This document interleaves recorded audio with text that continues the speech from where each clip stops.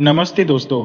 आज मैं आपको एक ऐसी कहानी सुनाने जा रहा हूँ जो आपको ये सिखाएगी कि जिंदगी में चाहे कुछ भी हो जाए, हमें ईमानदारी और सच्चाई का साथ कभी नहीं छोड़ना चाहिए। ये कहानी एक ऐसे आदमी की है जिसने अपनी लालच में आकर सब कुछ गंवा दिया और आखिर में उसे अपनी करने का फल मिला। ये कहानी हमें ये भी बताती है कि कभी कभी भगवान हमें परखने के लिए किसी भी रूप में आ सकते हैं। अगर आप हमारे चैनल पर नए आए हैं तो चैनल को सब्सक्राइब कर लीजिए और वीडियो को लाइक और शेयर करना बिल्कुल मत भूलिएगा। आपकी एक एक लाइक से हमें बहुत हिम्मत मिलती है और हाँ, कमेंट करके अपनी राय भी जरूर दीजिएगा। ये बहुत समय पहले की बात है। एक शहर में एक गरीब, आंखों से दिखाई न देने वाला आदमी रहता था। उसका गुजारा भीख मांगकर चलता था। वो सुबह सुबह उठकर हाथ में एक बड़ी सी लाठी लिए बाजारों में भीख मांगता फिरता था। सारा दिन गलियों में घूमता और जैसे ही सूरज ढलने लगता वो शहर से बाहर अपनी टूटी फूटी झोपड़ी में रात गुजारने चला जाता था। उस अंधे भिखारी की आवाज में बहुत दर्द था और भीख मांगते हुए वो ऐसी बातें करता था जो लोगों के दिल को छू जाती थी। कभी वो कहता, ए लोगों, कभी घमंड मत करना। घमंडी आदमी का सिर हमेशा झुका रहता है। हमेशा सच और इंसाफ का साथ देना। जो दूसरों को धोखा देता है, भगवान एक दिन उससे उसका सब कुछ छीन लेता है। कभी वो कहता, ए दुनिया वालों, मुझे देखो, मैं भी कभी तुम्हारी तरह आंखों वाला था और कभी इसी शहर में मेरी भी बहुत इज्जत हुआ करती थी, मगर आज मैं अपने पापों की सजा भुगत रहा हूं। भगवान के लिए कभी किसी के साथ धोखा न करना। इसी तरह की बातें कहते हुए वह अंधा भिखारी एक दिन जा रहा था कि तभी एक अमीर सेठ ने उससे कहा, भाई, मैं तुम्हें बहुत समय से देख रहा हूं और जो बातें तुम बोलते हो वो भी मैं सुनता हूं। ऐसा लगता है तुमने बहुत सी मुसीबतें झेली हैं और जिंदगी में बहुत सी परेशानियों का सामना किया है। आओ, आज मेरे पास बैठो और अपनी कहानी सुनाओ।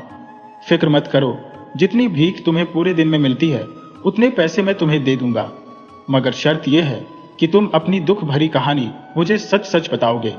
अंधे भिखारी ने अपनी लाठी और कटोरा वही जमीन पर रख दिया। उसने दिल से अमीर आदमी को दुआएं दी और बोला, सेठ जी, भगवान आपको हमेशा खुश रखे। वो गरीब आदमी की आप बीती सुनकर आप क्या करेंगे? बस जो बातें मैं कहता हूँ उन्हें अपने जीवन में अपना लो। मैं ऐसा बेईमान और लालची आदमी था कि मेरी कहानी सुनने के बाद आप भी मुझे धुतकार कर अपने घर से निकाल देंगे। सेठ ने उस अंधे भिखारी को यकीन दिलाया कि वह कभी ऐसा नहीं करेगा, बल्कि वह तो उसकी कहानी से अपने जीवन में कुछ सीख लेगा। भिखारी ने एक ठंडी आह भरी और फिर अपनी कहानी सुनाना शुरू किया। वह कहने लगा, सेठ जी, मैं इसी शहर का रहने वाला हूँ। मेरा नाम सुखी दयाल है और मैं अपने माँ बाप का इकलौता बेटा था। मेरे माता पिता ने बड़ी अच्छी तरह से मुझे पाला पोसा। मेरी माँ मुझे छोटा सा छोड़कर ही इस दुनिया से चल बसी थी। मेरे पिता बहुत ही गरीब आदमी थे। वो सारा दिन बाजार में घूम घूम कर तरह तरह के सामान बेचा करते थे। वो अपने काम में बहुत ही मेहनती और ईमानदार थे, इसलिए भगवान ने उनके व्यापार में बड़ी ही बरकत दी। धीरे धीरे उनके पास काफी धन जमा हो गया था और फिर उन्होंने शहर के बाजार में एक दुकान खरीद ली। कुछ समय के बाद उन्होंने हीरे जवाहरात को खरीदने और बेचने का काम शुरू कर दिया। पूरे शहर में मेरे पिता की बहुत ही साख थी। दूसरे व्यापारी उन्हें लाखों रुपए के जेवर केवल उनके भरोसे पर ही उधार दे देते थे और सारे शहर में मेरे पिता की ईमानदारी की बड़ी ही धूम थी। हर आदमी उनकी बहुत ही इज्जत करता था। धीरे धीरे मेरे पिता इस शहर के सबसे बड़े जौहरी बन गए। मुझे वो बराबर अपने व्यापार में शामिल रखते थे और व्यापार की ऊंच नीच अच्छी तरह से बताते थे। और फिर सुखी दयाल अपने बीते हुए दिनों में पहुंच गया। सुखी दयाल के पिता हमेशा उससे कहते थे, मेरे बेटे, मेरे बाद यह व्यापार और यह सारी दौलत तुम्हारी ही है और तुम्हें ही इसे संभालना है। लेकिन याद रखो, मेहनत, ईमानदारी और साख, यही वो तीनों चीजें हैं जो व्यापार की जान है। जब तक इन बातों को अपने जीवन में अपनाते रहोगे तुम्हें किसी भी तरह की कोई तकलीफ नहीं होगी। परंतु भगवान न करे तुमने व्यापार में बेईमानी और धोखेबाजी से काम लिया और लोगों से झूठे वादे करके माल खरीदा और उन्हें समय पर उनका पैसा न दिया तो समझ लेना, एक दिन तुम्हारी सारी दौलत चली जाएगी, बल्कि साथ ही साथ भगवान के घर में भी तुम मुंह दिखाने के लायक नहीं रहोगे। इसलिए आज ही यह फैसला कर लो कि चाहे जैसी भी हालात हो, तुम कभी भी सच्चाई और ईमानदारी का साथ नहीं छोड़ोगे। सुखी दयाल अपने पिता की यह कीमती बातें और सलाह दिन रात सुनता और उन पर अमल करने का वादा करता। बुढ़ापे में उसके पिता बीमार रहने लगे और एक दिन उनकी मौत हो गई। पिता के मरते ही मानो सुखी दयाल की आंखों के आगे अंधेरा सा छा गया। ऐसा लगा जैसे उसका सब कुछ छीन गया हो। अब उसका किसी काम में मन नहीं लगता था। हर वक्त उसके पिता का चेहरा उसके सामने घूमता रहता। वो एक कोने में मुंह छुपाकर आंसू बहाता रहता। परंतु समय के साथ साथ उसका यह दुख भी कम होता गया। उसने अपनी दुकान की तरफ ध्यान देना शुरू किया। बाकी के व्यापारियों ने भी उसका हौसला बढ़ाया और उसकी हर तरह से मदद करने की बात कही। फिर सुखी दयाल दुकान पर बैठने लगा। इसका नतीजा यह हुआ कि जो ग्राहक पहले उसके पिता से हीरे और जवाहरात खरीदने के लिए आते थे, वो फिर से आने लगे। कुछ समय तक तो वह अपने पिता के बताए हुए सिद्धांतों के अनुसार ही अपने व्यापार को चलाता रहा। मगर फिर ऐसा हुआ कि ज्यादा से ज्यादा धन कमाने की धुन उसके सिर पर सवार हो गई। वो चाहता था कि उसकी दुकान में जितनी भी तिजोरियां हैं, उनमें सोने की अशर्फियां और हीरे जवाहरात ऊपर से लेकर नीचे तक भरे रहे और वो उन्हें देखकर खुश होता रहे। दौलत कमाने की चाहत उसमें दिन प्रतिदिन बढ़ती ही जा रही थी। यहां तक कि वह अपने पिता की बताई हुई सारी सलाह भूल चुका था और व्यापार में बेईमानी से काम करने लगा था। उसे लगने लगा था कि अपने ग्राहकों को धोखा देकर वह ज्यादा से ज्यादा धन कमा सकता है।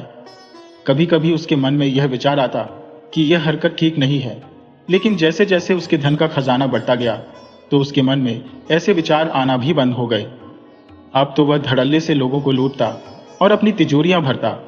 एक रोज की बात है, वह अपनी दुकान खोलकर बैठा ही था कि तभी एक आदमी उसकी दुकान में आया। उसके कपड़े बहुत ही साधारण से थे, चेहरे पर उदासी थी और वह बहुत ही दुखी मालूम पड़ता था। अंदर आते ही उसने सुखी दयाल को नमस्कार किया। सुखी दयाल ने सोचा कि शायद कोई भिखारी सुबह सुबह भीख मांगने के लिए आ गया है। सुखी दयाल को बहुत गुस्सा आया और उसने उस आदमी को धुतकार कर भगाना चाहा, लेकिन उस आदमी की आंखों में आंसू भर आए और वह कहने लगा, हुजूर, मैं कोई भिखारी या फकीर नहीं हूं। कभी मैं भी अपने शहर के सबसे अमीर लोगों में से था, लेकिन बदकिस्मती से हालात ऐसे खराब हुए कि भुखमरी तक की नौबत आ गई। अब मजबूर होकर मैं अपनी दौलत का आखिरी हिस्सा लेकर बाजार में बेचने के लिए आया हूं। ये कहते हुए उस आदमी ने एक बहुत ही कीमती लार, एक तरह का कीमती पत्थर निकालकर सुखी दयाल के सामने रख दिया। बचपन से लेकर जवान होने तक सुखी दयाल ने एक से बढ़कर एक कीमती हीरे और लाल देखे थे, लेकिन इसके जैसा कीमती लाल उसे कभी नजर नहीं आया था। सुखी दयाल ने सोचा कि ऐसा कीमती लाल तो केवल राजाओं महाराजाओं के खजाने में ही होता है। वह उस लाल को देखकर दिल ही दिल में बहुत ही खुश हुआ, मगर अपनी खुशी को छुपाते हुए वो यूं ही उस लाल को बड़ी ही लापरवाही से देखने लगा और अपने माथे पर बल लाकर बोला, अरे भाई, ये क्या उठा लाए हो? इसमें क्या खास बात है? इसमें तो कोई भी ऐसी खास बात नहीं है, लेकिन फिर भी अब तुम ले ही आए हो तो बताओ कि इसका क्या दूं? उस आदमी ने बड़ी हैरानी से सुखी दयाल को देखा और बोला, आप इस शहर के सबसे बड़े जौहरी हैं। यह सोचकर मैं आपकी दुकान पर आया था कि आप इस लाल की सही सही कीमत मुझे देंगे। यकीन कीजिए, मेरे पास जितने भी कीमती जेवर थे, यह उनमें से सबसे बेहतरीन है, और आप कहते हैं कि इसमें कोई खास बात नहीं। उसकी बात सुनकर सुखी दयाल ने एक बार फिर से उस लाल को उठाया और गौर से देखने लगा। असल में वह लाल बहुत ही कीमती था और उसकी कीमत 1.5 लाख सोने की अशर्फियों से कम नहीं थी। लेकिन सुखी दयाल ने मायूसी से गर्दन हिलाते हुए कहा, अरे साहब, आपको कोई धोखा हुआ है। यह लाल इतना भी कीमती नहीं है, इसमें तो कई कमियां हैं। शायद आपने उन कमियों को ध्यान से नहीं देखा। देखिए तो इसका रंग कितना मटमैला है और इसका वजन भी कुछ खास नहीं है। साथ ही साथ इसमें एक दाग भी है। अगर यह सब कमियां इसमें ना होती तो बात अलग थी, परंतु अब इसकी कीमत 10-20 सोने की अशर्फियों से ज्यादा नहीं है। इतना कहकर सुखी दयाल अपने दूसरे कामों में लग गया, जैसे उसे इस बात की कोई परवाह ही नहीं थी। परंतु अंदर ही अंदर उसके मन में बड़ी हलचल हो रही थी कि कहीं वह आदमी इस लाल को उठाकर किसी दूसरे जौहरी की दुकान पर न चला जाए। मगर वह आदमी बहुत ही मजबूर और परेशान था। उसने कहा, ठीक है सेठ जी, आपको जैसा भी ठीक लगे आप वही कीजिए।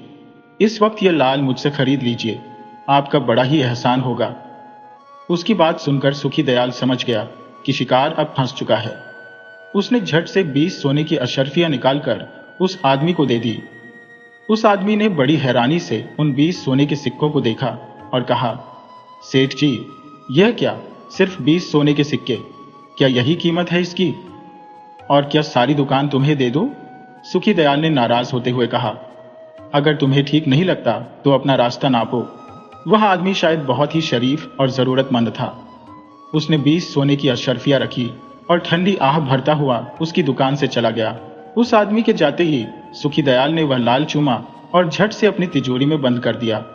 वाह, आज तो सुबह सुबह ही बहुत बड़ा फायदा हो गया। अब तो मैं इस लाल को कम से कम 1 लाख सोने की अशर्फियों में बेचूंगा। इस घटना के 2-3 दिन बाद की बात है। सुखी दयाल सुबह सुबह तड़के ही अपनी दुकान पर आ गया। उस वक्त बाजार अभी खुला नहीं था। केवल सुखी दयाल ही अपनी दुकान खोलकर बैठा था, ताकि कोई भी ग्राहक आए तो सबसे पहले उसकी दुकान पर ही आए।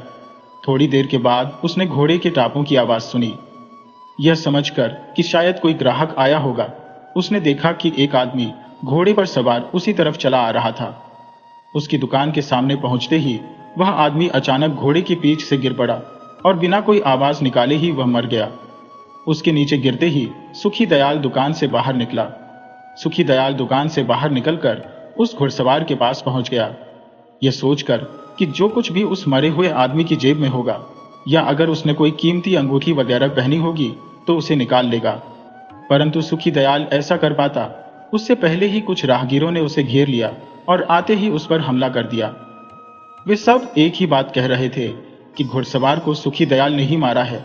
सुखी दयाल ने उन्हें लाख समझाया कि इस आदमी को मारना तो दूर की बात है, उसने इसे हाथ तक नहीं लगाया, परंतु किसी ने भी उसकी एक न सुनी। सुखी दयाल ने अपने आसपास के दुकानदारों को पुकारा, जो कि अपनी दुकानें खोल चुके थे, लेकिन कोई भी उसकी मदद के लिए नहीं आया। सभी लोग दूर खड़े तमाशा देखते रहे। असल में वे सब सुखी दयाल की बेईमानियों और धोखेबाजियों को अच्छी तरह से जान चुके थे और सुखी दयाल से नफरत करने लगे थे। इतने में शहर का कोतवाल वहां पर आ गया। वह भी सुखी दयाल से जलन रखता था, क्योंकि एक बार सुखी दयाल ने उसकी पत्नी से एक सोने की अंगूठी की कीमत कई गुना वसूल कर ली थी। कोतवाल उसे लेकर न्यायाधीश के पास गया। असल में न्यायाधीश पहले भी सुखी दयाल से मिल चुका था। एक बार वह उसकी दुकान पर आया था और अपनी इज्जत और पद का रौब दिखाकर कुछ जवाहरात लेना चाहता था, मगर सुखी दयाल ने उसे खरी खोटी सुनाकर बाहर कर दिया था। अब जब सुखी दयाल को इस हाल में देखा तो वह बहुत ही खुश हुआ। जब उसे पता लगा कि सुखी दयाल ने एक घुड़सवार को मार डाला है, तो उसने तुरंत सुखी दयाल को मौत की सजा सुना दी। सुखी दयाल ने बहुत ही विनती की और अपनी बेगुनाही के लिए बहुत सी कस्में खाईं, परंतु न्यायाधीश ने उसकी एक न सुनी और उसे जेल में डाल दिया गया। अगली सुबह उसे मौत की सजा दी जानी थी। रात के समय जब सुखी दयाल जेल में था और वह बिल्कुल उदास हो चुका था, तभी अचानक आधी रात को जेल का दरवाजा खुला और न्यायाधीश अंदर आया। वह अकेला ही था। सुखी दयाल सीधा उसके पैरों में गिर पड़ा और दया की भीख मांगने लगा। न्यायाधीश ने कहा, मैं तुम्हें अच्छी तरह से जानता हूं, तुम बहुत ही बेईमान आदमी हो। सुखी दयाल बोला, हुजूर, मैं बहुत ही शर्मिंदा हूं। मुझे याद है कि आप एक बार मेरी दुकान पर आए थे और मैंने आपके साथ अच्छा बर्ताव नहीं किया था, मुझे माफ कर दीजिए। न्यायाधीश बोला, खाली माफी से काम नहीं चलेगा। मैंने सुना है तुमने बहुत सी दौलत जमा कर रखी है, उसमें हमारा भी कोई हिस्सा है या नहीं? सुखी दयाल समझ गया और झट से बोला, सारी दौलत तो आपकी है हुजूर। न्यायाधीश बोला, ठीक है, इसी समय तुम्हारे मुंह पर कपड़ा लपेटकर मेरा एक आदमी तुम्हारी दुकान पर जाएगा। तुम उसे 1 लाख सोने की अशर्फिया दे देना और फिर सुबह मेरी कचहरी में पेश होना। तुम्हारी तरफ से एक दया की अर्जी पेश की जाएगी। मैंने कुछ गवाहों का इंतजाम किया है जो कि तुम्हारी बेगुनाही की गवाही देंगे और फिर तुम्हें छोड़ दिया जाएगा। सुखी दयाल ने ऐसा ही किया और फिर 2 दिन के बाद वह जेल से छूट गया। इस घटना के बाद होना तो यह चाहिए था कि सुखी दयाल फिर से कोई बेईमानी न करे, लेकिन अब तो वह पहले से भी ज्यादा दौलत कमाना चाहता था और जो उसे 1 लाख सोने की अशर्फियों का नुकसान हुआ था, उसे जल्द से जल्द पूरा करना चाहता था। उसने तय कर लिया था कि जब तक वह 1 लाख सोने की अशर्फिया कमा नहीं लेता, तब तक ईमानदारी को अपने पास फटकने तक नहीं देगा। एक दिन की बात है, सुखी दयाल अपनी दुकान पर बैठा था कि तभी 2 औरतें उसकी दुकान के सामने आकर खड़ी हो गईं। कपड़ों से वह औरतें बहुत ही अमीर मालूम हो रही थी। और उनमें से एक औरत के हाथ में एक छोटा सा बच्चा था जो कि एक बड़े ही सुंदर कंबल में लिपटा हुआ था। दोनों औरतें आपस में बातें कर रही थी। उनकी आवाज बड़ी आसानी से सुखी दयाल के कानों तक पहुंच रही थी। उनमें से एक ने कुछ अशर्फियां निकाली और दूसरी से कहा, ये अशर्फिया तुम सेठ मूलचंद जौहरी की दुकान पर ले जाओ और यह कहना कि बड़ी दीदी ने भेजी है। कल तुम उसकी दुकान से जो हार और अंगूठियां वगैरह लेकर आई थी, यह उन्हीं की कीमत है। सेठ मूलचंद से कहना कि बाकी की रकम कल जरूर पहुंच जाएगी। अब जिन जिन गहनों की हमें जरूरत है, सेठ से कहना कि वह गहने जल्दी से जल्दी तैयार करवा दें, क्योंकि शादी को अब सिर्फ 10 ही दिन रह गए हैं। मैं यहीं पर खड़ी हुई तुम्हारा इंतजार कर रही हूँ। जल्दी से उसका जवाब लेकर आना कि कब तक बाकी के जेवर तैयार हो जाएंगे। अशर्फिया लेकर वह दूसरी औरत चली गई। सुखी दयाल ने सोचा कि यह औरतें बहुत ही अमीर मालूम पड़ती हैं, क्योंकि इसने अशर्फिया निकालकर बिना गिने ही दूसरी औरत को दे दी और इनके घर में किसी की शादी की तैयारी चल रही है और सेठ मूलचंद जौहरी से इसीलिए जेवरों की बात चल रही है। सुखी दयाल बड़ी इज्जत के साथ उस औरत के पास गया और कहने लगा, बहन जी, आप कब तक यहाँ पर खड़ी रहेंगी? यहाँ अंदर मेरी दुकान में बैठ जाइए। ये सुनकर वह औरत कुछ शर्म आई और फिर वह सुखी दयाल की दुकान में आकर बैठ गई। सुखी दयाल ने कहा, क्या मैं जान सकता हूँ कि आपने सेठ मूलचंद जौहरी से कौन कौन से जेवर बनवाए हैं और किस किस दाम पर बनवाए हैं? यह मैं इसलिए पूछ रहा हूँ कि सेठ मूलचंद कोई अच्छा जौहरी नहीं है। वह जेवरों की ज्यादा कीमतें वसूल करने के लिए बदनाम है। औरत ने कहा, अच्छा ये बात है, मगर अब क्या हो सकता है? हमने तो उससे बहुत सारे जेवर खरीद लिए हैं। असल में मेरी छोटी बहन की शादी 10 दिन में होने वाली है और अभी बहुत से जेवर और कपड़े खरीदने हैं। कल हमने जौहरी मूलचंद से जेवर खरीदे थे, परंतु कुछ जेवर हमें पसंद नहीं आए थे और उसने कहा था कि 1-2 दिन में और भी बेहतरीन जेवर आ जाएंगे। औरत की बातें सुनकर सुखी दयाल की लार टपकने लगी। उसने सोचा, यह तो बहुत ही अमीर जान पड़ती है। अगर मैं इसे हीरे जवाहरात बेचूं तो एक ही बार में हजारों का फायदा हो जाएगा। उसने कहा, बहन, अगर आप चाहे तो मैं आपको एक से एक बढ़कर बेहतरीन हीरे और जेवर दिखा सकता हूं, जो आपने पूरे बाजार में अभी तक न देखे होंगे। और हाँ, कीमत की चिंता आप मत कीजिएगा, जितना कम हो सकेगा मैं कर दूंगा। यह सुनते ही औरत के चेहरे पर खुशी आ गई और उसने कहा, हाँ हाँ जरूर दिखाइए। अगर पसंद आ गए तो मैं खरीद लूंगी, परंतु शर्त यह है कि खरीदने से पहले वह जेवर मैं अपने घर पर भेजूंगी, ताकि मेरी छोटी बहन जिसकी शादी है वह भी पसंद कर सके। अगर हमें सामान पसंद आ गया तो मुंह मांगी कीमत पर भी आपसे खरीद लेंगे। जौहरी बोला, मैं आपको सबसे बेहतरीन जेवरात दिखाऊंगा जो कि अभी तक मैंने किसी ग्राहक को नहीं दिखाए। इतनी देर में वह दूसरी औरत भी आ गई थी और वह एक कीमती मोतियों का हार देते हुए कहने लगी, मालकिन, मूलचंद जौहरी ने यह हार दिया है और कहा है कि बाकी के जेवर 2 दिन में तैयार कर देगा। उसने यह भी कहा है कि रुपयों की अभी इतनी जल्दी नहीं है। और फिर वह पहले वाली औरत सुखी दयाल से बोली, आप वह सामान मुझे दिखाइए जिसकी आप बात कर रहे थे। सुखी दयाल ने एक सुंदर सी पेटी निकाली जिसमें हीरे रखे हुए थे और इसी में वह कीमती लाल भी था जो सिर्फ उसने 20 सिक्कों के बदले में हथिया था। दोनों औरतें बड़ी हैरानी से हीरों को देखने लगी और सबकी कीमतें पूछती जाती। सुखी दयाल भी उन्हें हर हीरे की कीमत बड़ा चढ़ाकर बता रहा था। तभी औरत ने वह लाल उठाया और उसकी कीमत पूछी। सुखी दयाल ने कहा, यह बेशकीमती लाल सिर्फ 2 लाख सोने के सिक्कों का है। औरत ने खुश होकर कहा, सिर्फ 2 लाख सोने के सिक्के? मुझे यह सौदा मंजूर है। इसके बाद उस औरत ने लाल के साथ साथ और भी कई कीमती मोती और जवाहरात पसंद किए, जिन्हें सुखी दयाल ने एक डिब्बे में रखकर उन्हें दे दिया। उस औरत ने वह डिब्बा अपनी साथी औरत को दे दिया और कहा, तुम जल्दी से यह सारे जेवरात लेकर मेरे घर पर जाओ और मेरी छोटी बहन को दिखाकर वापस आओ। जब तक तुम वापस आओगी मैं यही दुकान पर बैठी हुई तुम्हारा इंतजार कर रही हूं। फिर वह औरत सुखी दयाल से बोली, सेठ जी, अगर आप चाहें तो अपने किसी आदमी को इसके साथ मेरे मकान पर भेज सकते हैं। सुखी दयाल ने कहा, जी, आप पर मुझे पूरा भरोसा है। बस फिर क्या था, दूसरी औरत वह डिब्बा लेकर चली गई और वह बच्चे वाली औरत दुकान पर ही बैठी रही। सुखी दयाल अपने बाकी के कामों में लग गया। तभी अचानक 2 राहगीर उसकी दुकान के सामने आकर लड़ने लगे और हाथापाई शुरू हो गई। देखते ही देखते लोगों की भीड़ उसकी दुकान के सामने जमा हो गई। इतने में कोतवाल के सिपाही वहां पर आ पहुंचे और वो उन दोनों आदमियों को पकड़कर न्यायाधीश की कचहरी में ले जाने लगे और चलते चलते आसपास के दुकानदारों को भी गवाही के लिए अपने साथ ले चले।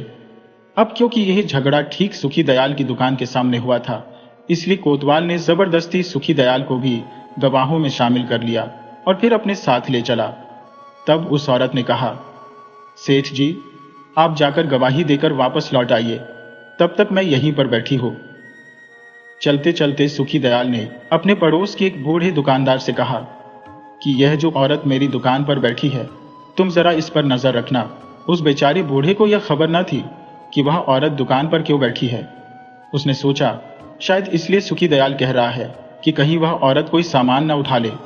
सुखी दयाल कुछ देर के बाद जब गवाही देकर वापस लौटा तो उसका दिल यह देखकर तेजी से धड़कने लगा कि वह औरत अब दुकान पर नहीं थी, परंतु उसका बच्चा कंबल में लिपटा हुआ गहरी नींद में सो रहा था।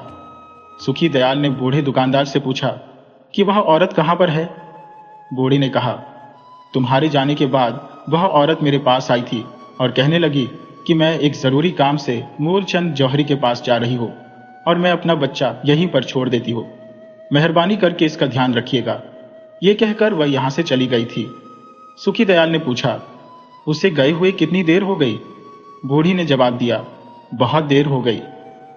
सुखी दयाल ने उसी समय दुकान में जाकर कंबल में लिपटे हुए बच्चे को देखा तो उसके पैरों तले से जमीन खिसक गई। वह सिर्फ मिट्टी का बना हुआ एक पुतला था। सुखी दयाल ने शोर मचाया, मैं लुट गया, बर्बाद हो गया। लेकिन कोई फायदा ना हुआ। सुखी दयाल ने गुस्से में आकर उस बूढ़े से कहा, जब मैं तुमसे कहकर गया था कि उस औरत पर नजर रखना तो तुमने उसे जाने क्यों दिया। बूढ़े ने कहा, मैं तुम्हारा नौकर नहीं हूं जो अपना काम छोड़कर उस औरत को देखता रहता। बूढ़े का यह जवाब सुनकर सुखी दयाल का गुस्सा पागलपन में बदल गया। उसने बूढ़ी को गले से पकड़ लिया और उसका गला दबा दिया। बूढ़ा आदमी पहले से ही कमजोर था और एक ही झटके में वह मर गया। देखते ही देखते लोगों की भीड़ ने उसे पकड़ लिया और फिर न्यायाधीश की अदालत में पेश कर दिया गया। सारा मामला जानने के बाद न्यायाधीश ने कहा, इसे मौत की सजा दी जाएगी, परंतु लोगों ने कहा कि सुखी दयाल पागल हो चुका है, इसकी दिमागी हालत अब बिगड़ चुकी है, इसलिए इसके लिए सिर्फ यही सजा काफी हो गई कि इसकी सारी जायदाद जब्त कर ली जाए और इसे शहर से बाहर निकाल दिया जाए। न्यायाधीश ने लोगों की बात मान ली। उसी वक्त यह आदेश दिया गया कि सुखी दयाल की सारी जायदाद, मकान और दुकान जब्त कर ली जाएगी और इसे शहर से बाहर कर दिया जाए। सुखी दयाल बहुत ही रोया, चीखा चिल्लाया, लेकिन किसी ने उसकी एक न सुनी। कई दिनों तक वह शहर के बाहर भूखा प्यासा पड़ा रहा। तभी एक दिन एक घुड़सवार वहां से गुजरा। उसने सुखी दयाल को खाने के लिए रोटी दी, पीने के लिए पानी दिया। जब सुखी दयाल की जान में जान आई तो उस आदमी ने सुखी दयाल से कहा, क्यों भाई जौहरी, मुझे पहचाना। सुखी दयाल ने गौर से उसकी तरफ देखा। उसकी सूरत कुछ जानी पहचानी सी लग रही थी, परंतु सुखी दयाल को कुछ याद नहीं आ रहा था।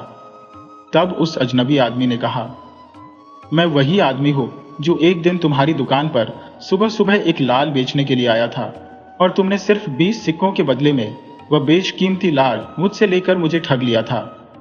सुखी दयाल उसे पहचान गया और फिर उसके पैरों में गिर पड़ा, परंतु वह अजनबी पीछे हट गया।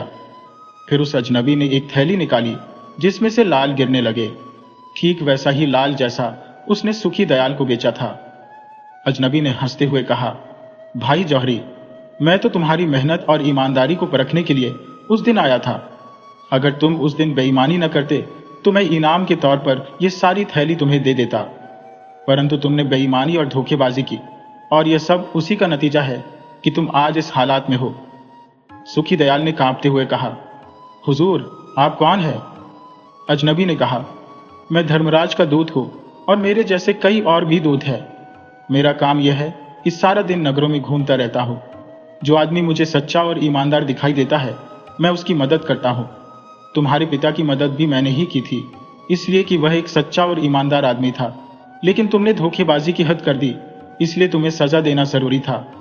यह सुनकर सुखी दयाल जोर जोर से रोने लगा और माफी मांगने लगा, परंतु सब कुछ बेकार। जब उसने नजर उठाकर देखा तो वह अजनबी आदमी गायब हो चुका था। वह दिन था और आज का दिन। तब से सुखी दयाल दर दर भटकता रहा और भीख मांगता रहा। धीरे धीरे उसकी आंखों की रोशनी ने भी जवाब दे दिया और अब वह अंधा हो चुका था। अपनी कहानी सुनाते सुनाते सुखी दयाल यानी वह अंधा भिखारी रोने लगा और वहां से उठकर चला गया। यह उसके ही कर्मों का फल था। तो दोस्तों, इस कहानी से हमें यही सीख मिलती है कि हमें कभी भी लालच में आकर दूसरों के साथ बुरा नहीं करना चाहिए, क्योंकि भगवान हमें किसी भी रूप में परख सकते हैं। मुझे उम्मीद है कि आपको ये कहानी बहुत पसंद आई होगी। अगर कहानी अच्छी लगी हो तो इसे लाइक करें और अपने दोस्तों के साथ शेयर करना न भूलें। और हाँ, हमें कमेंट में ज़रूर बताइएगा कि आपको ये कहानी कैसी लगी। मिलते हैं अगली कहानी में।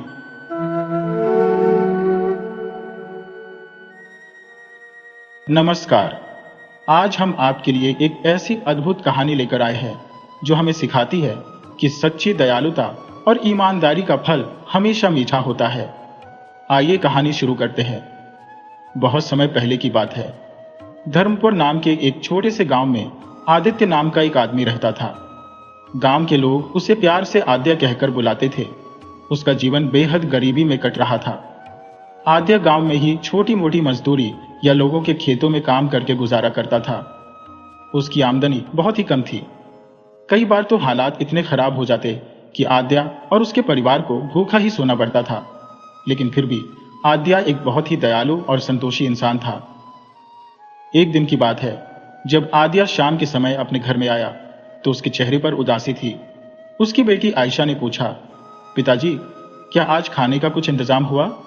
आद्या बोला, बेटी, बड़ी मुश्किल से 4 आने की मजदूरी मिली थी, उनसे मैं थोड़ा सा आटा लाया हूं। यह आटा गूंथकर तुम रोटियां बना लो और तुम दोनों माँ बेटी खा लेना। आयशा ने कहा, पिताजी, आप क्या खाएंगे? बेटी, मैं कुछ नहीं खाऊंगा, बस तुम दोनों ही खा लेना। आयशा ने जल्दी जल्दी से आटा गूंदा और 2 रोटियां बना ली। एक थाली में प्याज काटकर उन पर नमक मिर्च डाला और बोली, पिताजी, खाना तैयार है। आद्या ने जब खाने की थाली को देखा तो वो मन ही मन अपनी गरीबी पर बहुत दुखी हो रहा था। उसने कहा, नहीं बेटी, तुम दोनों खा लो। आयशा बोली, पिताजी, अगर खाना खाएंगे तो तीनों एक साथ खाएंगे, वरना नहीं खाएंगे। इतने में दरवाजे पर किसी ने दस्तक दी। आद्या उठकर दरवाजे पर आया तो उसने देखा कि एक बूढ़ा सन्यासी खड़ा था। आद्या ने पूछा, कहो बाबा, क्या बात है? सन्यासी बोला, बेटा, 2 दिन से भूखा हूं, तुम्हारे पास जो 2 रोटियां है वह मुझे दे दो। सन्यासी की बात सुनकर आद्या हैरान हो गया और बोला, बाबा, आपको कैसे मालूम कि मेरे पास 2 रोटियां हैं? बूढ़े सन्यासी ने कहा, बेटा, बस यूं समझ लो कि ईश्वर की इच्छा से मुझे यह सब मालूम हो गया है। ठीक है बाबा, आप यहीं रुकिए, मैं रोटियां लेकर आता हूं। आद्या जाने के लिए मुड़ा तो उस बूढ़े सन्यासी ने कहा, ठहरो बेटा, मैं जानता हूं कि तुम और तुम्हारा परिवार सुबह से भूखा है, इसलिए मैं तुम्हारी रोटियां मुफ्त में नहीं लूंगा।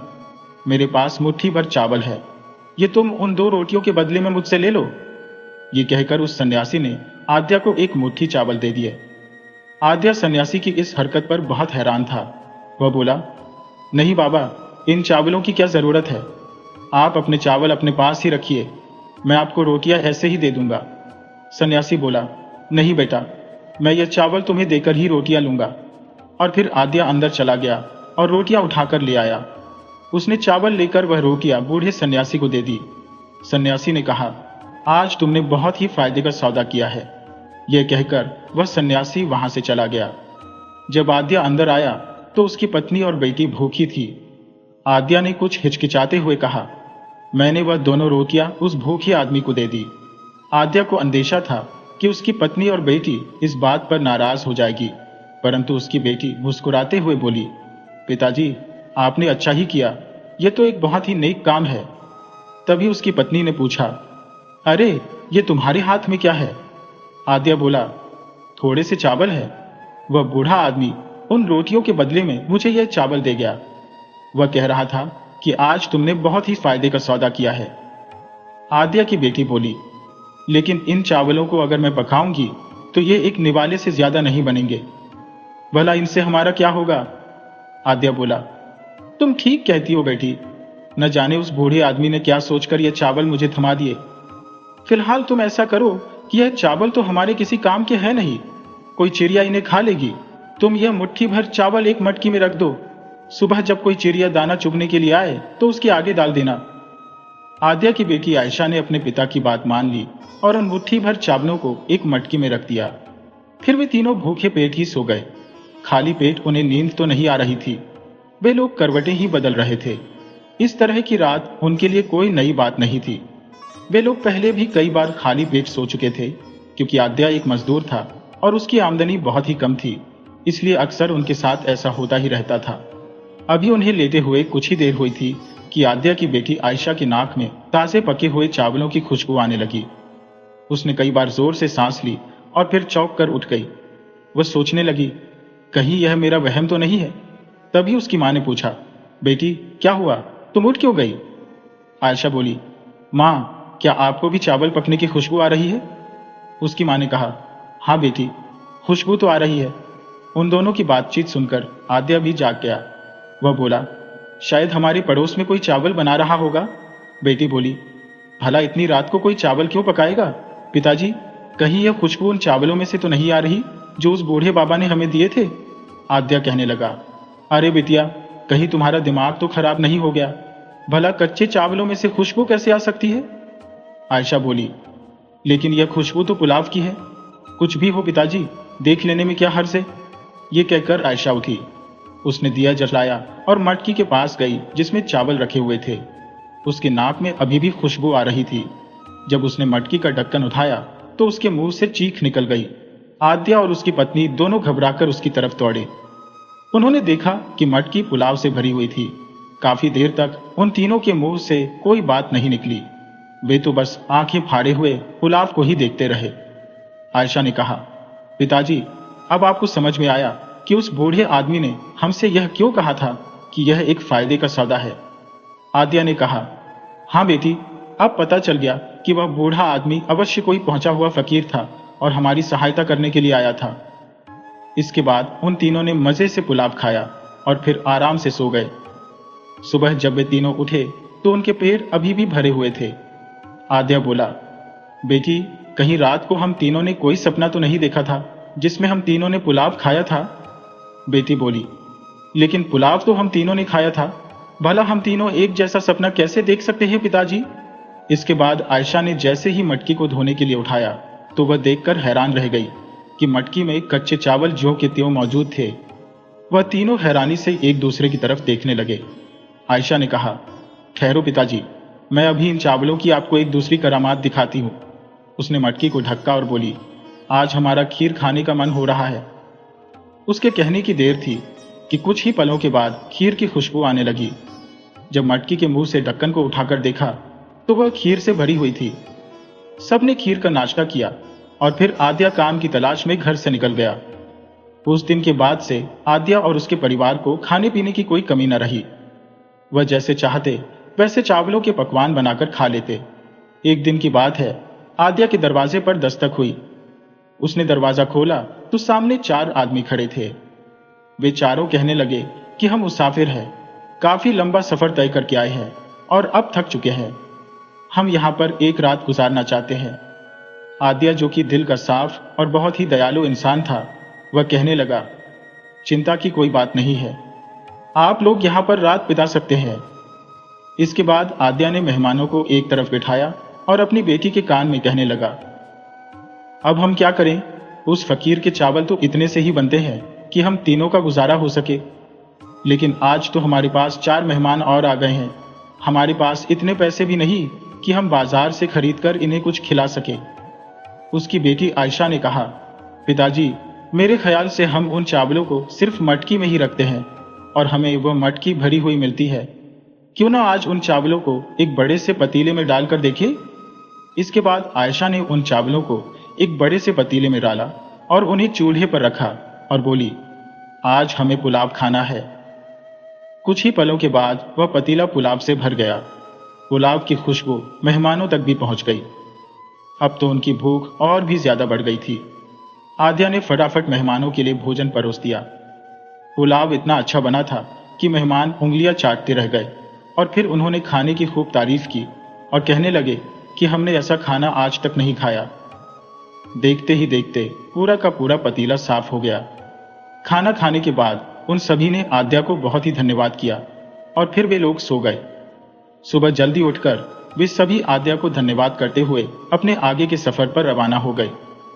वह चारों मुसाफिर असल में राजा के सैनिक थे जो अपने गांव से वापस लौट रहे थे। जब वे लोग वापस महल में पहुंचे तो उन्होंने इस खाने के बारे में बाकी सभी लोगों को बताया। उड़ते उड़ते यह खबर सैनिकों से होती हुई सेनापति के कानों तक जा पहुंची। सेनापति के मन में भी यह जानने की उत्सुकता हुई कि आखिर उसके गांव में ऐसा कौन सा गरीब आदमी आ गया जिसके पुलाव के चर्चे यहां तक पहुंच गए, और सेनापति ने आद्या के यहां पर जाने का फैसला किया। अगले दिन सेनापति ने एक साधारण आदमी का वेश बनाया और घूमते घूमते आद्या के घर जा पहुंचा। उसने दरवाजा खटखटाया। आद्या ने दरवाजा खोला तो सेनापति ने भी वही कहा कि मैं एक मुसाफिर हूं और मुझे रात बिताने के लिए आसरा चाहिए। अपनी आदत के मुताबिक आद्या ने उसे घर के अंदर बुला लिया और वे दोनों बैठ गए और आपस में बातें करने लगे। काफी देर तक इधर उधर की बातें करने के बाद जब खाने का समय हुआ तो आद्या ने पूछा, आप क्या खाना पसंद करेंगे, पुलाव या खीर? सेनापति ने कहा, अगर खीर मिल जाए तो बहुत ही बढ़िया होगा। काफी समय हो गया मैंने खीर नहीं खाई। आद्या ने कहा, आप चिंता मत कीजिए, हमारे घर में बहुत ही अच्छी खीर बनती है, आपको अवश्य ही पसंद आएगी। इतना कहकर आद्या घर के अंदर चला गया और अपनी बेटी से बोला, आज जो मेहमान हमारे घर में रुका है उसका खीर खाने का मन है। आद्या की बेटी ने एक बड़े से पतीले में सन्यासी के दिए हुए चावल रखे और उन्हें चूल्हे पर रख दिया। थोड़ी ही देर के बाद खीर पककर तैयार हो गई। खीर की खुशबू इतनी अच्छी थी कि सेनापति से रहा नहीं जा रहा था। जब खीर सेनापति के सामने परोसी गई तो उसने डटकर खाई। खाना खाकर सभी लोग सो गए। सुबह वापस जाने से पहले सेनापति ने नाश्ता करने की फरमाइश की। आद्या ने अपनी बेटी से कहकर नाश्ते में पुलाव बनवा लिया। सेनापति ने जब पुलाव चखा तो हैरान रह गया। ऐसा पुलाव तो उसने अपनी सारी जिंदगी में नहीं खाया था। उसने आद्या से कहा कि आपके घर में बहुत ही अच्छा खाना बनता है, और जाने से पहले सेनापति ने 2 सोने की अशर्फियां आद्या की तरफ बढ़ाते हुए कहा कि आप यह उपहार मेरी तरफ से रख लीजिए। आद्या बोला, नहीं श्रीमान, आप हमारे यहाँ पर मेहमान हैं और मेहमान से हम कोई कीमत नहीं वसूल करते। हमने इंसानियत के नाते आपको अपने घर में आसरा दिया था, इसलिए मैं यह अशर्फियां नहीं ले सकता। सेनापति ने काफी जोर लगाया लेकिन आद्या ने वह अशर्फियां नहीं ली। सेनापति को आद्या की यह बात बहुत ही पसंद आई और आखिरकार वो आद्या को धन्यवाद कहकर वापस महल में लौट गया।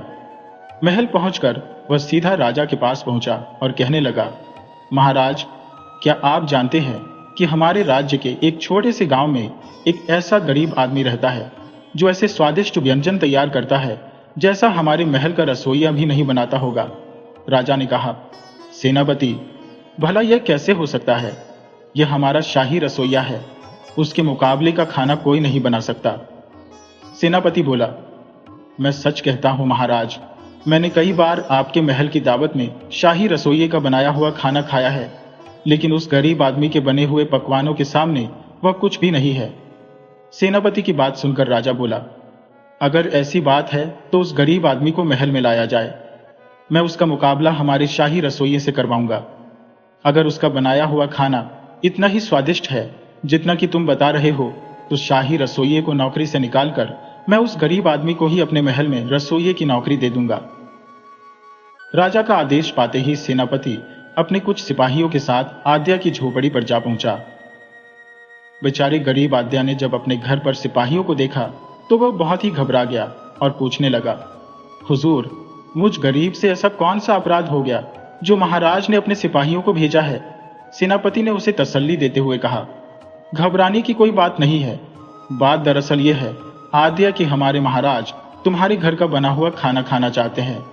आद्या ने डरते डरते कहा, लेकिन हम तो बहुत ही मामूली सा खाना बनाते हैं। सेनापति बोला, हमारे महाराज भी वही मामूली सा खाना खाना चाहते हैं।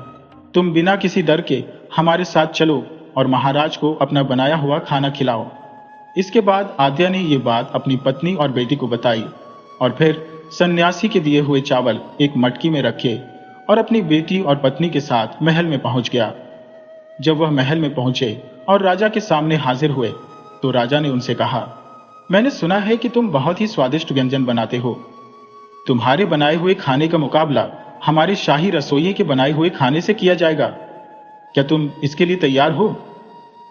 आद्या ने सिर झुकाकर कहा, महाराज, जैसी आपकी आज्ञा, लेकिन हमारी कुछ शर्तें हैं।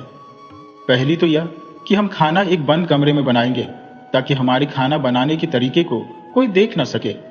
और दूसरी शर्त यह है कि हम सिर्फ चावलों से तैयार होने वाले व्यंजन ही बनाते हैं।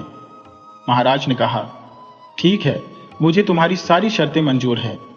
इसके बाद आद्या, उसकी बेटी और उसकी पत्नी को एक बड़े से कमरे में भेज दिया गया। उन्होंने दरवाजा और खिड़कियां अंदर से बंद कर ली।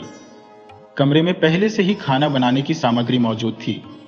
आद्या की बेटी ने 2 बड़े बड़े पतीले चूल्हे पर रखे और फिर सन्यासी के दिए हुए चावलों में से थोड़े से चावल के दाने दोनों पतीलों में एक एक करके डाल दिए और फिर कहने लगी, आज हमें एक पतीले में खीर और दूसरे में पुलाव चाहिए।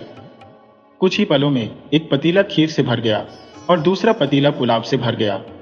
खाने की खुशबू पूरे महल में फैल गई। दूसरी तरफ शाही रसोइया अभी खाना तैयार करने में ही लगा हुआ था।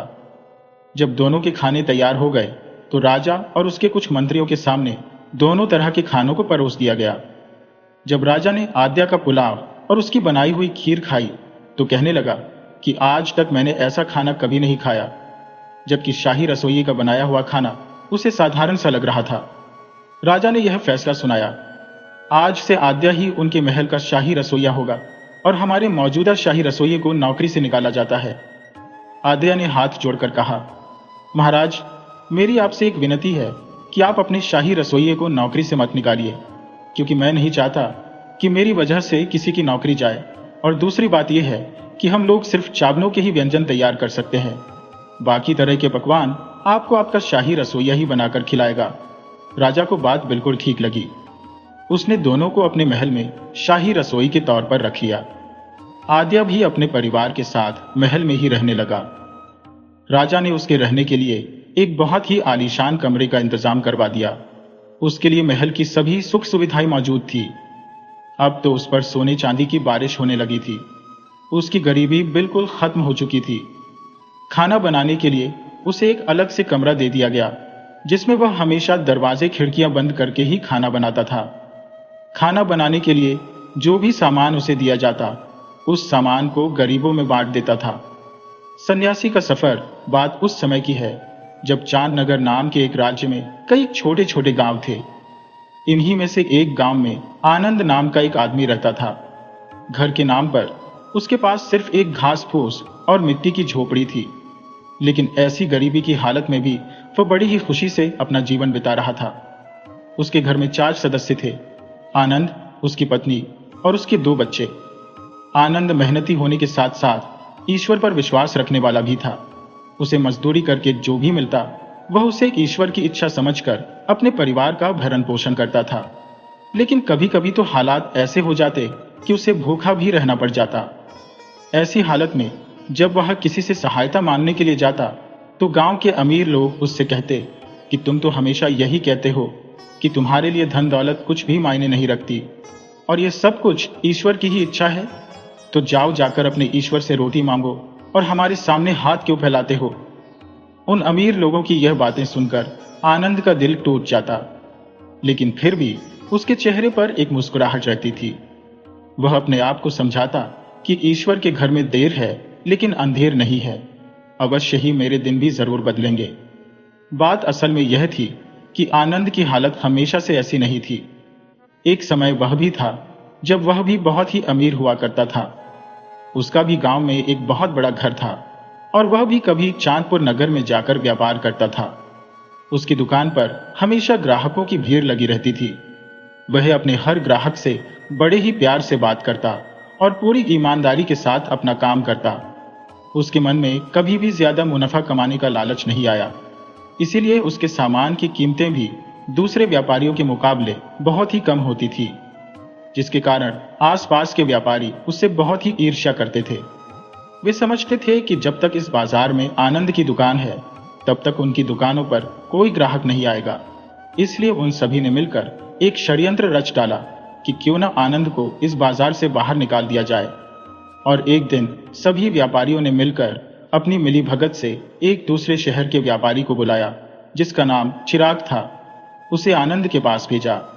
चिराग भी एक बहुत बड़ा व्यापारी था और वह हमेशा अपने काफिले के साथ यात्रा करता रहता था, लेकिन वह अक्सर बेईमानी से काम करता और लोगों को ठगता।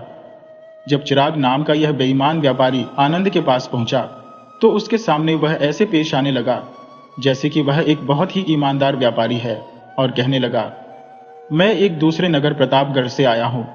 मैंने तुम्हारे कपड़ों की और तुम्हारी ईमानदारी के बारे में बहुत ही तारीफें सुनी है। मैं तुम्हारी दुकान का सारा कपड़ा खरीदना चाहता हूं, लेकिन मेरे पास इस समय इतने पैसे नहीं है। प्रतापगढ़ से मेरा एक दूसरा काफिला आ रहा है, जो कि मेरे भाई के साथ आ रहा है। उसके पास भी काफी सामान है। वह जैसे ही चांदपुर के बाजार में पहुंचेगा, तो मैं उससे रकम लेकर तुम्हें कपड़ों की कीमत चुका दूंगा। वह आज शाम तक आ ही जाएगा। आनंद ने उस व्यापारी को बड़े ही गौर से देखा और कहने लगा, भाई, आप एक बहुत ही नेक आदमी मालूम होते हैं। व्यापार में एक दूसरे पर भरोसा तो करना ही पड़ता है। मैं आपको अपना सारा कपड़ा दे देता हूं। शाम तक आप मुझे मेरी रकम वापस कर देना, लेकिन तब तक आपको मेरे पास ही बैठना होगा। चिराग ने कहा, हाँ, मैं यहीं पर हूं, तुम बिल्कुल भी चिंता मत करो। और तब आनंद ने उस बेईमान व्यापारी के घोड़ों पर अपना सारा सामान लदवा दिया, और फिर वह सभी घुड़सवार अपना काफिला लेकर चांदपुर के बाजार से निकल गए, जबकि वह बेईमान व्यापारी वही आनंद के पास बैठकर इधर उधर की बातें करने लगा, जबकि वह मन ही मन में सोच रहा था कि अब किस तरह से यहां से फरार हुआ जाए। शाम होने पर जब मंदिर की घंटियों की आवाज आने लगी, तो वह व्यापारी आनंद से कहने लगा, चलो भाई, मंदिर में पूजा का समय हो गया है। हम भी चलकर भगवान के दर्शन करते हैं और माथा टेक लेते हैं। फिर आनंद उस व्यापारी के साथ मंदिर में माथा टेकने के लिए चला गया। वे दोनों मंदिर में एक साथ दाखिल हुए। उन्होंने भगवान के दर्शन किए, माथा टेका। उसके बाद आनंद ने देखा कि वह व्यापारी मंदिर में मौजूद नहीं था।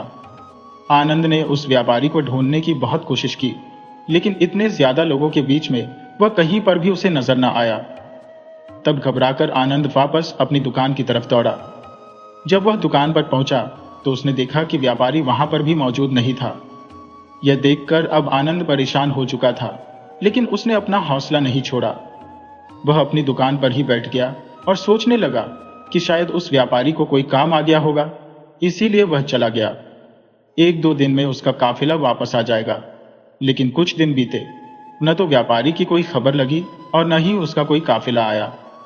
अब तो आनंद को भी यह बात समझ में आ गई थी कि वह व्यापारी कोई बहुरूपिया था, जो उसका सब कुछ लूट कर ले गया। इधर आनंद ने कुछ लोगों से कर्ज ले रखा था और अब उसे वह कर्ज वापस करना था।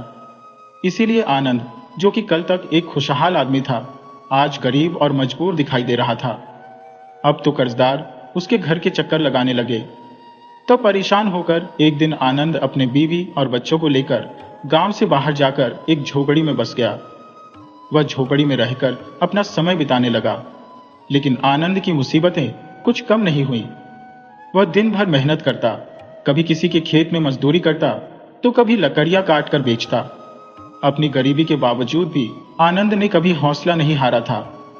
वह हमेशा अपनी पत्नी और बच्चों को यही कहता कि ईश्वर के घर में देर है, अंधेर नहीं है। वह एक दिन हमारी जरूर सुनेगा। लेकिन अभी तो उसके लिए मुसीबतें और भी आने वाली थी। आनंद को लगता था कि शायद वह जल्दी ही इन परिस्थितियों से बाहर आ जाएगा, लेकिन उसकी मुसीबतें अभी कम नहीं होने वाली थी। एक दिन गांव में बहुत ही जोरदार बारिश हुई और गांव में जितने भी गरीब लोगों के घर थे, उनकी झोपड़ियां पानी में बह गई। लेकिन अमीर लोगों के आलीशान घर वहीं के वहीं खड़े रहे। अब तो आनंद के पास सिर छिपाने के लिए भी जगह नहीं थी। हालात इतने बिगड़ गए कि उसके बच्चे अक्सर खुले आसमान के नीचे सोने लगे। उसकी पत्नी हर रात आंसू बहाती रहती, लेकिन आनंद उसे दिलासा देते हुए समझाता, भाग्यवान, बेशक हमारी किस्मत ने हमारा सब कुछ छीन लिया, लेकिन कोई बात नहीं। जब तक हम जिंदा है, मेहनत करेंगे और ईश्वर हमारी एक न एक दिन जरूर सुनेगा। उसकी पत्नी ने अपने आंसू साफ करते हुए कहा, अगर आपको इतना ही विश्वास है तो मैं भी आपके साथ हूं। एक दिन की बात है, उस नगर का एक सेठ, जिसका नाम दामोदर था, जो कि वहां का सबसे बड़ा व्यापारी था, उसके पास भेड़ बकरियों का एक बहुत ही बड़ा रेवड़ था। उसे अपनी भेड़ बकरियों को चराने के लिए एक नौकर की तलाश थी। आनंद को जब इस बारे में पता चला तो वह सेठ दामोदर के पास पहुंचा। सेठ दामोदर ने कहा कि पिछले कई दिनों से मेरी भेड़ बकरियों को चराने वाला छुट्टी पर गया हुआ है। अगर तुम चाहो तो इन बकरियों की देखभाल तुम कर सकते हो। इसके बदले में मैं तुम्हें कुछ पैसे दे दिया करूंगा। आनंद ने तुरंत ही हाँ कह दी। अब तो वह हर रोज अपनी लाठी उठाकर पहाड़ियों की तरफ निकल जाता। वह सारा दिन भेड़ बकरियों को चराता रहता। अब गांव के लोग उसे आनंद चरवाही के नाम से पुकारने लगे थे। पूरा दिन मेहनत करने के बाद उसे जब कुछ पैसे मिलते तो वह उन पैसों से खाने का सामान खरीदकर घर ले जाता और अपनी पत्नी और बच्चों का पेट भरता। कभी कभी वह खुद भूखा रह जाता और पानी पीकर ही रात बिता लेता, लेकिन उसे विश्वास था कि एक न एक दिन उसके हालात जरूर बदलेंगे। एक दिन की बात है जब आनंद अपनी बकरियों को लेकर जंगल की तरफ गया। थकावट होने के कारण वह एक पेड़ के नीचे आराम करने लगा। कुछ ही देर में उसकी आंख लग गई। जब उसकी आंख खुली तो बकरियां वहां पर मौजूद नहीं थी। बकरियों को वहां न पाकर आनंद फौरन उठ बैठा और घबराकर बकरियों को इधर उधर ढूंढने लगा। उसने भेड़ बकरियों को ढूंढने की बड़ी कोशिश की, लेकिन जंगल में उसे कहीं भी बकरियां न मिली और फिर वह बहुत ही निराश हो गया। लेकिन उसके पास कोई दूसरा चारा भी नहीं था। वह सीधा अपने सेठ के पास पहुंचा। उसके चेहरे पर डर साफ दिखाई दे रहा था। सेठ ने गुस्से से पूछा, आनंद, तुम यहां पर अकेले क्या कर रहे हो? मेरी बकरियां कहां गईं? आनंद ने एक ठंडी सांस ली और जवाब दिया, साहब, मेरी आंख लग गई थी और जब मैं उठा तो बकरियां जंगल में कहीं खो गई थी। मुझे कुछ समय की मोहलत दीजिए, मैं अवश्य ही बकरियों को ढूंढ निकालूंगा। यह सुनकर सेठ दामोदर का चेहरा गुस्से से लाल हो गया और वह तिलमिलाकर बोला, क्या तुम्हें मोहलत चाहिए? तुम जानते हो कि मेरे लिए वह बकरियां कितनी कीमती थी? गांव के बाकी लोग भी वहां पर जमा हो गए। उनमें से एक आदमी ने कहा, अरे, यह आनंद तो पहले से ही मनहूस है। इसके पास जो भी चीज आती है यह उसे बर्बाद कर देता है। यह सुनकर सेठ ने गुस्से से कहा, आनंद, कहीं से भी मेरी भेड़ बकरियां ढूंढकर वापस लाओ या फिर मेरा नुकसान पूरा करो। आनंद ने कहा, सेठ जी, मेरे पास तो कुछ भी नहीं है, मैं आपका नुकसान कहां से पूरा करूंगा? सेठ ने कहा, तो फिर जब तक मेरा नुकसान पूरा नहीं हो जाता तुम्हें मेरे यहां पर गुलामी करनी पड़ेगी। यही मेरा आखिरी फैसला है। आनंद के पास अब कोई दूसरा चारा भी नहीं था। वह जानता था कि अगर उसने मना कर दिया तो गांव वाले उसे चोर समझेंगे और उसे कड़ी से कड़ी सजा देंगे। उसने चुपचाप अपना सिर झुका लिया और कहने लगा, ठीक है सेठ जी, मुझे आपकी गुलामी मंजूर है। अब तो आनंद के हालात पहले से भी ज्यादा बदतर हो चुके थे। वह सारा दिन सेठ के यहां पर काम करता और रात को थकावट से चूर होकर जब अपने घर पहुंचता तो उसकी पत्नी की आंखों में आंसू आ जाते। वह इतना थक चुका होता था कि अपने बच्चों से भी बात करने की हिम्मत उसमें नहीं होती थी। वह अक्सर अपने आप से कहता, हे ईश्वर, अब तो सब कुछ मेरी सहन शक्ति से बाहर हो चुका है। इस तरह से आनंद को सेठ दामोदर के पास काम करते हुए 1 साल बीत चुका था। इस दौरान आनंद ने पूरी मेहनत और लगन से सेठ दामोदर का हर काम किया। अब तो सेठ को भी इस बात का एहसास होने लगा कि आनंद एक सच्चा और ईमानदार आदमी है। इसने उस दिन झूठ नहीं बोला होगा। बकरियां सचमुच ही कहीं खो गई होंगी और इसने पूरा 1 साल तक मेरी गुलामी की है। यह सब कुछ सोचकर सेठ दामोदर के दिल में आनंद के लिए दया की भावना आ गई और उसने आनंद से कहा, आनंद, मैं तुम्हें आजाद करता हूं। तुम्हारे पास अगर पैसे होंगे तो मेरा नुकसान अदा कर देना, और अगर न भी हुए तो भी मैं तुम्हें माफ करता हूं। यह सुनकर आनंद की आंखों में आंसू आ गए। उसने सेठ का धन्यवाद किया और फौरन अपने घर जा पहुंचा। अपनी पत्नी और बच्चों से खुश होकर कहने लगा, सेठ ने मुझे आजाद कर दिया है और अब मैं कहीं और जाकर रोजगार की तलाश करूंगा। अब हमारे दिन जरूर ही बदल जाएंगे। और फिर वह अपनी पत्नी और बच्चों को लेकर पड़ोस के ही एक नगर, चांद नगर की तरफ रवाना हो गया। उसने फैसला कर लिया था कि जब तक उसके हालात नहीं बदलेंगे वह अपने गांव में लौटकर वापस नहीं आएगा। यह देखकर गांव के लोग उसे ताना देते हुए कहने लगे, देखो तो, ये चरवाहा जो कि कल सेठ का नौकर था अब खुद अमीर आदमी बनने के सपने लेकर परदेश जा रहा है। लेकिन आनंद ने लोगों की इस बात पर ध्यान नहीं दिया। वह चुपचाप अपनी यात्रा पर रवाना हो गया। चांद नगर पहुंचकर उसने एक छोटी सी झोपड़ी में रहने का इंतजाम किया और फिर चांदपुर के बाजार में मेहनत मजदूरी का काम करने लगा। एक दिन काम की तलाश में वह बाजार में इधर उधर भटक रहा था कि अचानक एक आदमी ने उसे आवाज दी। वह आदमी पहनावे से काफी अमीर लग रहा था। आनंद फौरन उसके पास गया और कहने लगा, हुजूर, कहिए, मैं आपके लिए क्या सेवा कर सकता हूं? जैसे ही उस आदमी ने आनंद का चेहरा देखा तो उस आदमी के चेहरे का रंग बदल गया। उसकी आंखों में बेचैनी साफ दिखाई देने लगी। असल में वह अमीर आदमी वही व्यापारी था जो कुछ साल पहले एक बहुरूपीय व्यापारी का रूप बनाकर आनंद को लूट चुका था। आज किस्मत उसे आनंद के सामने ले आई। वह एकदम से आनंद के पैरों में गिर पड़ा और जोर जोर से रोने लगा। कहने लगा, आनंद, मुझे माफ कर दो, मैंने तुम्हारे साथ बहुत ही अत्याचार किया है। ये सब कुछ देखकर आनंद हैरान रह गया। उसे कुछ भी समझ में नहीं आ रहा था कि यह अमीर आदमी उसके पैरों में गिरकर माफी क्यों मांग रहा है। बाजार के लोग बड़ी हैरानी से देख रहे थे कि आखिर इतना बड़ा व्यापारी एक मामूली से मजदूर के कदमों में गिरकर रो क्यों रहा है। इसके बाद वह व्यापारी आनंद को अपने साथ अपनी दुकान के अंदर ले गया।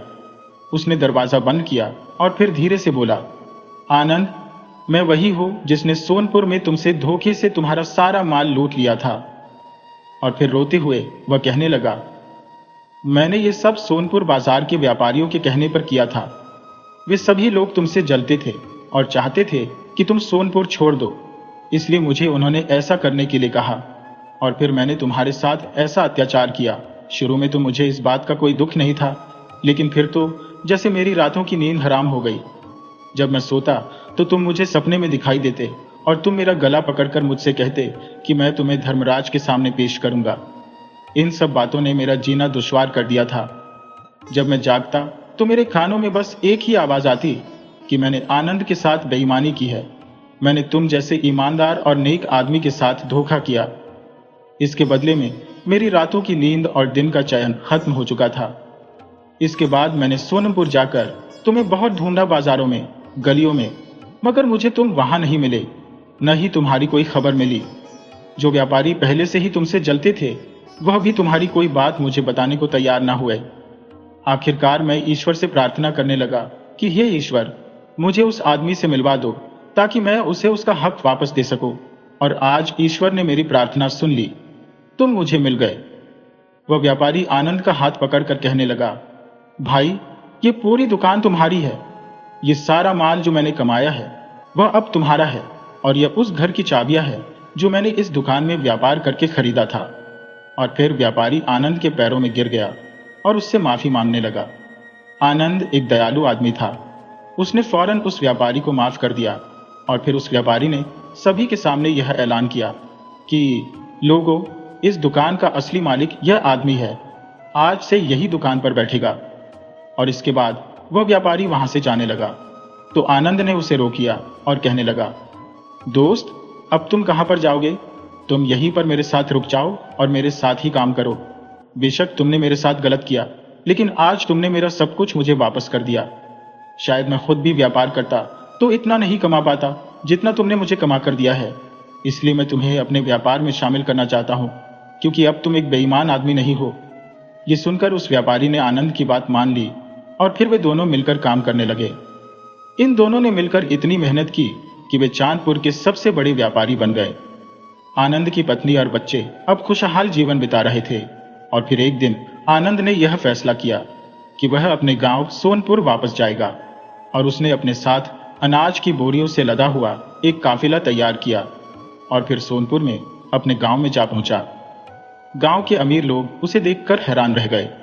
आनंद गांव के हर गरीब के दरवाजे पर गया और एक एक अनाज की बोरी सबको देता गया।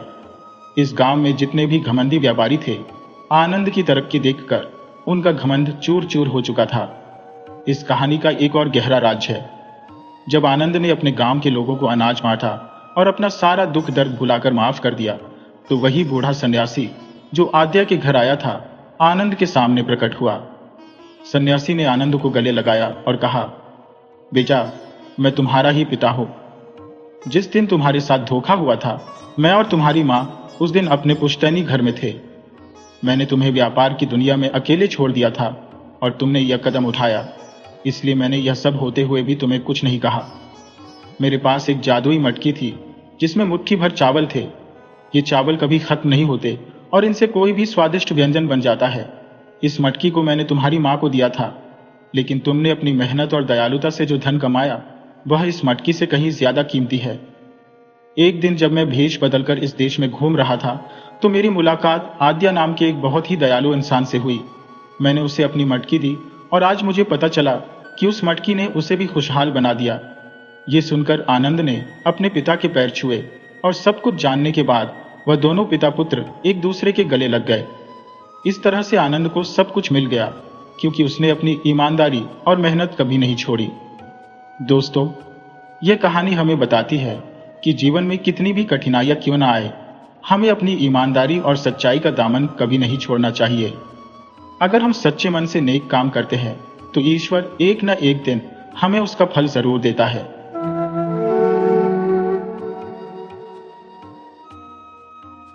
बहुत पुरानी बात है। एक छोटे से गांव में राधा और मुरली अपने बेटे के साथ रहते थे। मुरली एक कुम्हार था और उसका एक 12 साल का बेटा था मोहन, जो बड़ा ही होशियार था। मुरली और राधा अपने बेटे के साथ बहुत खुशी से जिंदगी गुजार रहे थे। मुरली मिट्टी के बर्तन बनाता था और राधा उसके काम में हाथ बटाती थी। एक दिन उसी शहर के सबसे बड़े सेठ जी अपनी सवारी से उस कुम्हार के घर आए। मुरली और उसकी बिरादरी के लोगों ने जब सेठ जी को देखा तो सभी ने उन्हें नमस्ते करके उनका स्वागत किया। थोड़ी देर में पानी पीने के बाद सेठ जी ने कहा, आज मैं बहुत खुश हूं क्योंकि मेरी पत्नी ने शादी के 20 साल बाद एक बेटे को जन्म दिया है। इसीलिए मैं कुछ ऐसा काम करना चाहता हूं जिससे लोगों की मदद हो सके। सभी लोगों ने कहा, सेठ जी, यह तो बहुत अच्छी बात है। सेठ जी बोले, लेकिन यह सब आप लोगों की मदद के बिना नहीं हो सकता। ये बात सुनकर कुम्हार बिरादरी के जितने भी लोग वहां बैठे थे सभी ने कहा, आप बताइए सेठ जी, हमसे जो हो सकेगा हम आपकी मदद करेंगे। सेठ जी ने कहा, इस गांव से 10 किलोमीटर दूर जो रास्ता है उसका इस्तेमाल 30 गांव के लोग आने जाने के लिए करते हैं। उस रास्ते पर कोई भी ऐसी जगह नहीं है जहां यात्री ठहर सके या प्यास लगने पर पानी पी सके। इसलिए मैं चाहता हूं उसी रास्ते पर एक सराय बनवाऊं जहां लोगों को प्यास लगने पर पानी और भूख लगने पर भोजन मिल सके। अगर रास्ते में रात हो जाए तो रुकने के लिए एक अच्छी जगह मिल सके। सेठ जी की यह बात सुनकर सभी गांव वाले कुम्हारों ने कहा कि सेठ जी, बहुत अच्छा विचार है आपका। भगवान आपका और आपके परिवार का भला करेगा। आपको तो बहुत पुण्य मिलेगा। सेठ जी बोले, मैं सब इंतजाम करवा दूंगा, पर सराय पर रहने के लिए एक आदमी की जरूरत पड़ेगी जो सराय में आने जाने वाले यात्रियों की ठीक से व्यवस्था कर सके, जिसके लिए मेरी समझ में मुरली से भला आदमी नहीं मिलेगा। सेठ जी की बात सुनकर मुरली थोड़ा हिचकिचाते हुए बोला, सेठ जी, मैं एक कुम्हार हूं और कुम्हार अगर मिट्टी के बर्तन नहीं बनाएगा तो खाएगा क्या? ऊपर से मेरी एक पत्नी और एक बेटा भी है। सेठ जी बोले, मुरली, वहां पर रहने के लिए तुम्हें पगार मिलेगी और राशन भी दूंगा और ऊपर से तुम्हें पुण्य भी तो मिलेगा। इतना बोलकर सेठ जी अपनी सवारी में बैठ गए और जाते हुए उन्होंने मुरली से कहा, अपनी पत्नी से सलाह मशवरा कर लो और कल मुझे बता देना। अगर हाँ कह दोगे तो कल ही मैं सराय की नींव डलवा दूंगा। शाम को मुरली अपनी पत्नी राधा से पूछता है, क्या करना चाहिए राधा? इस पर मुरली की पत्नी राधा कहती है, सेठ जी, लोगों की भलाई के लिए इतना बड़ा काम कर रहे हैं जी, तो क्या हम सिर्फ इतना भी नहीं कर सकते? और फिर हमें तो इस काम के लिए पगार भी मिलेगी। अगले ही दिन मुरली सेठ जी से कह देता है कि वह तैयार है।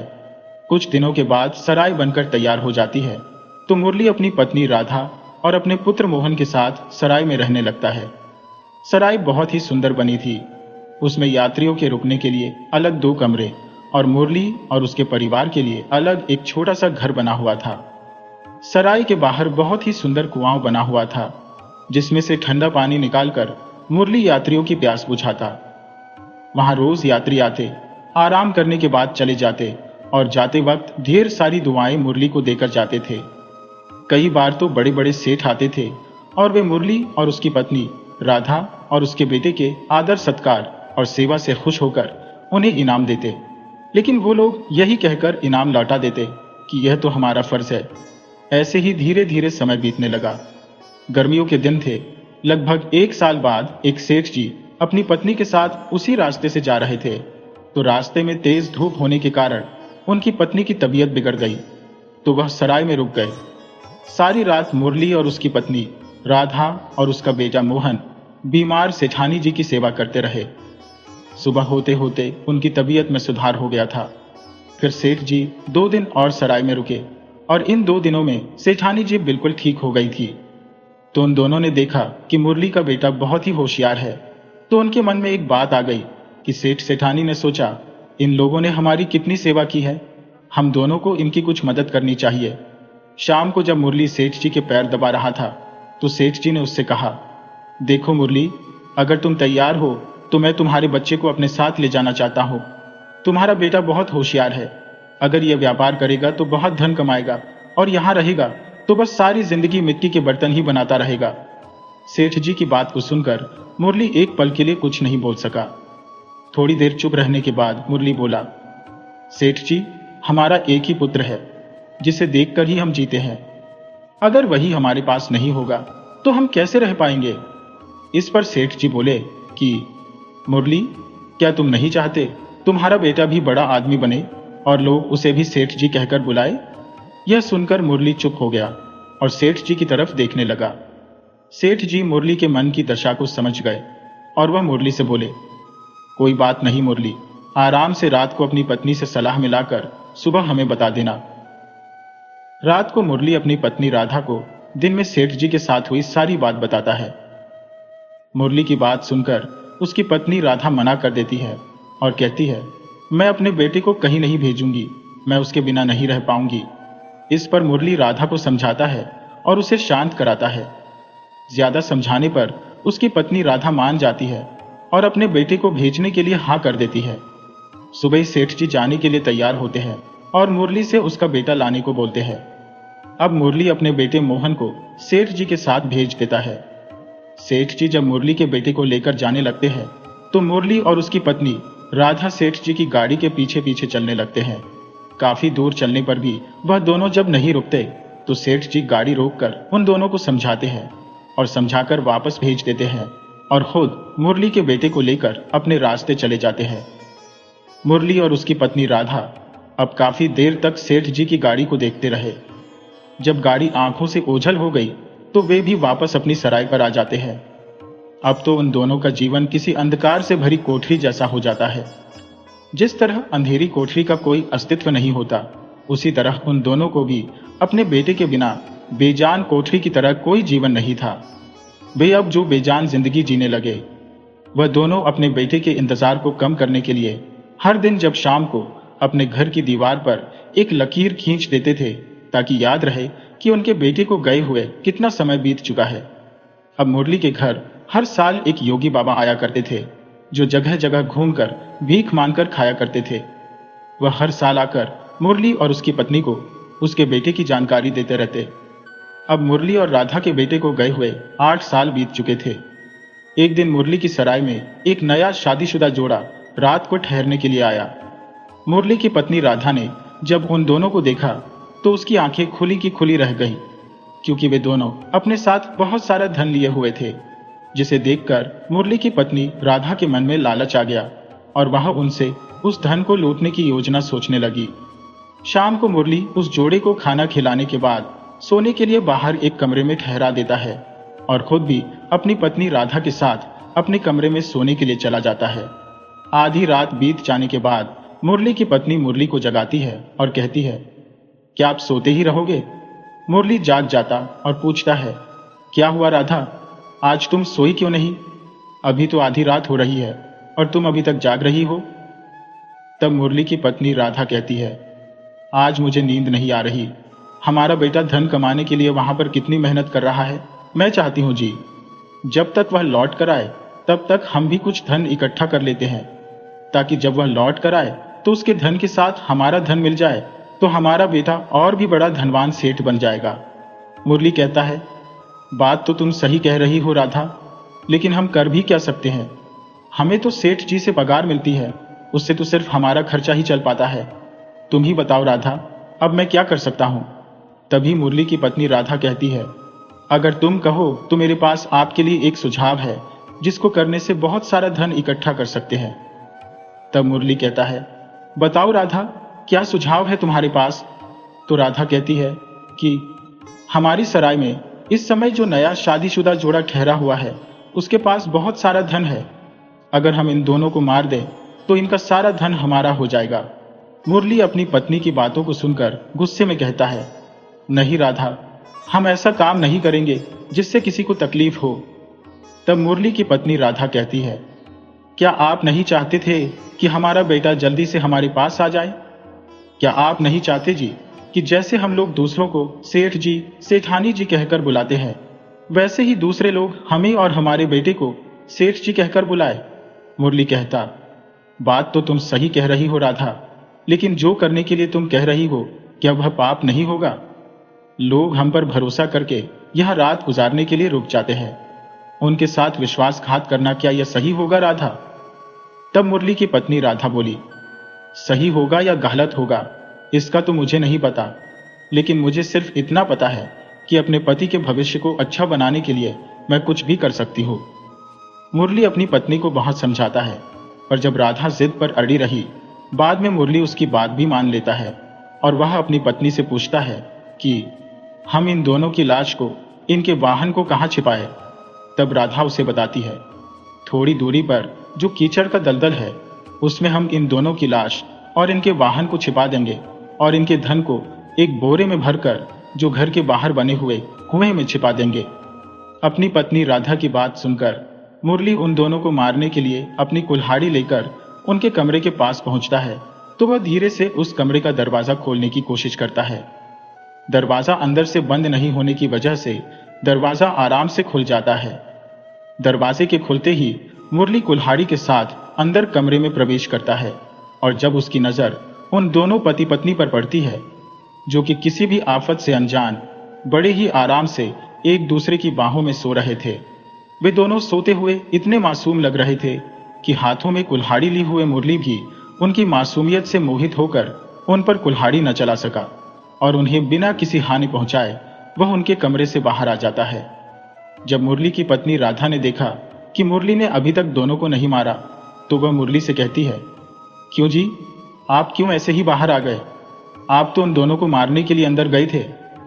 तब मुरली कहता है कि राधा, उन दोनों की मासूमियत को देखकर मेरा उन्हें मारने के लिए हाथ ही नहीं उठ रहा था, इसलिए मैं वापस आ गया। वे दोनों बेचारे अभी नादान हैं, उन्होंने अभी देखा ही क्या है। मेरे विचार से हमें उन दोनों को कोई भी नुकसान नहीं पहुंचाना चाहिए। लेकिन मुरली की इन बातों का उसकी पत्नी राधा पर कोई असर नहीं हुआ। वह अपनी जिद पर अड़ी रही और कहती है मुरली से कि दोबारा जाओ और उन्हें मारो। अपनी जिद पर अड़ी हुई राधा के आगे जो मुरली विवश हो जाता है और उन दोनों को मारने फिर से चला जाता है।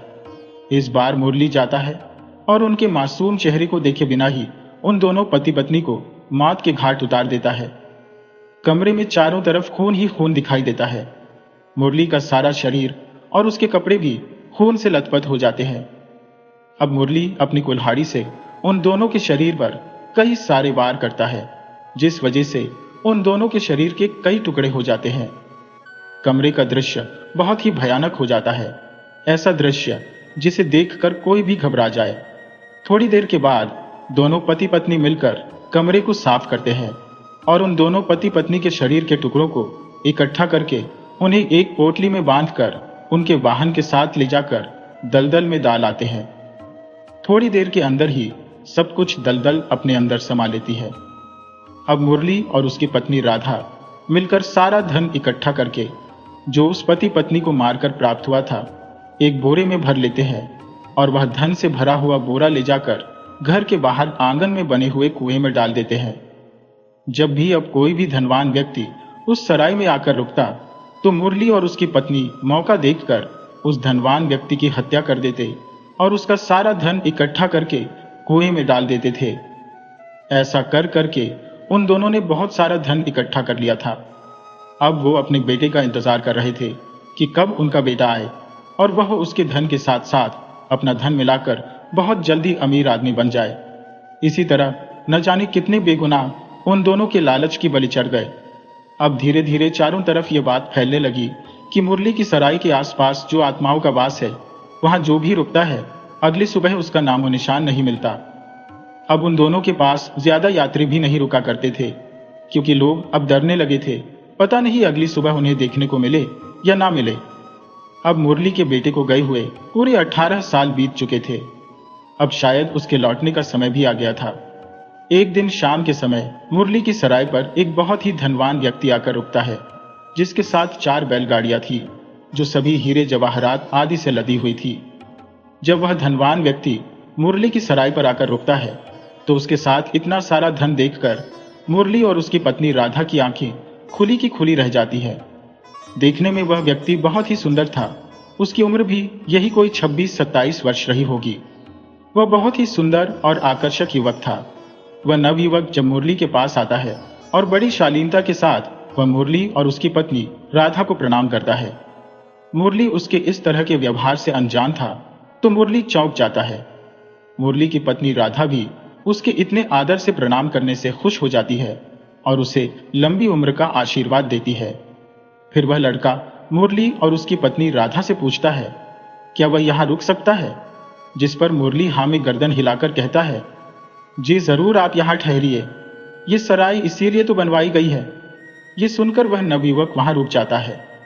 शाम को जब मुरली उस लड़के के खाने के बारे में पूछता है, तो वह लड़का अपना खाना मुरली की पत्नी के हाथों से बनाया हुआ और उनकी रसोई के पास बैठकर खाने की इच्छा व्यक्त करता है, जिसे मुरली मान लेता है। जब वह खाना खा रहा होता है, तो मुरली की पत्नी से पूछता है, क्या आपकी कोई संतान नहीं है? तब राधा कहती है कि हमारा भी एक बेटा है, लेकिन वह अपने घर पर नहीं है। तब वह लड़का पूछता है, तो आपका बेटा कहाँ है? तब राधा कहती है कि बहुत समय पहले की बात है, कोई 20-22 साल पहले, तभी उसे एक सेठ जी अपने साथ ले गए थे, उसे व्यापार सिखाने के लिए। अभी तो वह भी बड़ा हो गया होगा। और वह लड़का कहता है, आपने अपने इकलौते बेटे को धन कमाने के लिए अपने से दूर कर दिया। ऐसे धन का क्या करेंगे आप? तब राधा कहती है, जिसके पास बेटा धन नहीं होता, वही उसकी कीमत जानता है। हम नहीं चाहते कि हमारा बेटा भी हमारी तरह सारी जिंदगी गरीबी में बिताए। बातों बातों में अब उस लड़के का खाना हो जाता है, तो मुरली उसे उसके धन के साथ बाहर वाली कोठरी में ठहरा देता है। जब वह लड़का सो जाता है, तो मुरली और उसकी पत्नी राधा भी अपने कमरे में सोने के लिए चले जाते हैं और आराम से लेट जाते हैं। मुरली और उसकी पत्नी राधा ने एक दिन पहले ही तय कर लिया था कि वे दोनों अब किसी को भी कोई नुकसान नहीं पहुंचाएंगे। लेकिन आज जब उन्होंने इतना सारा धन एक साथ एक लड़के को देखा, तो उनकी नीयत फिर से डगमगाने लगी। वे दोनों आपस में बातें करने लगे। राधा कहती है, क्या जी, आपने उस लड़के के पास धन को देखा? कितना धन है? हम लोगों ने तो इतने वर्षों में इकट्ठा किया है, जो उससे भी दुगुना तिगुना धन उसके पास, अकेले के पास है। तब मुरली कहता है, हाँ राधा, तुम सही कह रही हो। हमने इतना सारा धन एक साथ कभी किसी के पास नहीं देखा। इतना धन तो किसी राजा के ही पास होगा। राधा कहती है, सुनो जी, क्यों ना हम इस लड़के को भी मार दें और इसका सारा धन अपने पास रख लेंगे।